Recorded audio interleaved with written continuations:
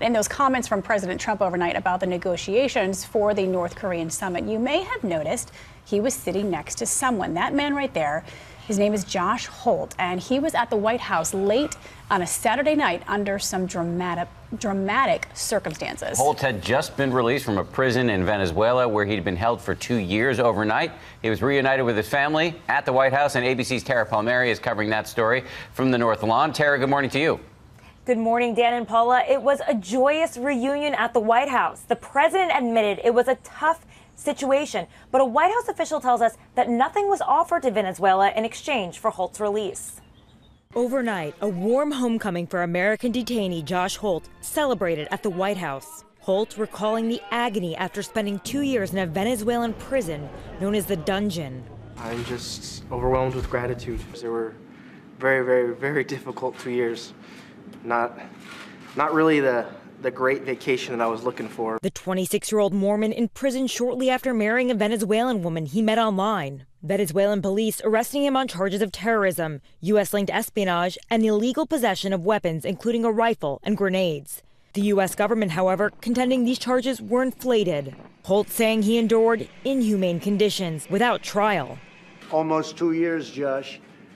And, amazing that you were able to take it. You've gone through a lot, more than most people could endure. Shortly after touching down on American soil with his Venezuelan wife and her daughter, an emotional reunion with his mother. I just want to say thank you to you personally. Senators Bob Corker and Orrin Hatch working diplomatic channels since Holt's arrest in June 2016. Finally striking a deal with Venezuelan dictator Nicolas Maduro for his freedom. We could almost write a book about just the last 48 hours. It was just days ago, during a riot at the prison, Holt secretly filmed this video, begging for his release. I need help. The people have taken the entire prison. They're outside. They're trying to break in. They're saying that they want to kill me. The U.S. relationship with Venezuela has been poor. The White House referred to Maduro's last re-election as a sham, and the people of Venezuela are living without food and medicine. But the U.S. just imposed more sanctions this past week, and the White House says they will stay in place. Dan, Paula? It's amazing they were able to get him out in this context. Tara, thank you so much. So many political issues to talk about on this Sunday morning. So let's bring in ABC's Martha Raddatz, who's in Washington, where she's going to be hosting this week later this morning. Martha, good morning to you. So this is the second time in a few weeks we've seen Donald Trump next to Americans who've just been released from captivity overseas. Before this, it was the Americans who were freed from North Korea. How much of a boost did these stories give the president?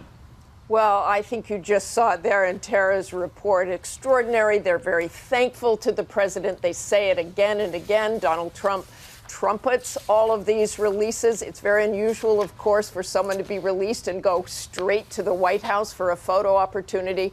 So I would say it's pretty obvious it does give him a boost. I'm not sure many Americans knew about Joshua Holt and that he was held in Venezuela, but we're all always happy when American prisoners are released. All of us are. Yeah, Martha, I want to loop back to North Korea. As Bob Woodruff just reported, Kim Jong-un is now saying that he will denuclearize the peninsula, but he wants some security guarantees if they do, including the survival of his regime. So how does America go about proceeding?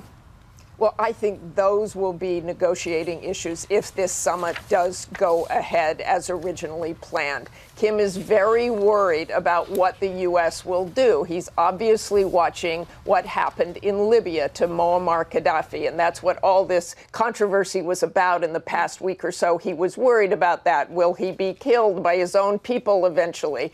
And that's the kind of security guarantee he wants. How do we do that? You've heard President Trump say, you're safe, you will have security, but those are the real details they will be trying to work out if this summit goes ahead. Yeah, that Gaddafi example is tough for the North Koreans. He gave up his nukes and then was killed by his own people, as Martha mentioned.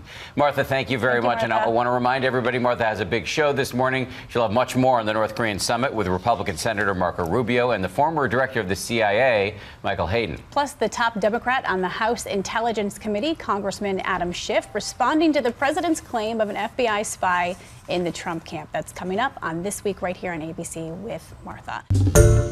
Hi, everyone. George Stephanopoulos here. Thanks for checking out the ABC News YouTube channel. If you'd like to get more videos, show highlights, and watch live event coverage, click on the right over here to subscribe to our channel. And don't forget to download the ABC News app for breaking news alerts. Thanks for watching.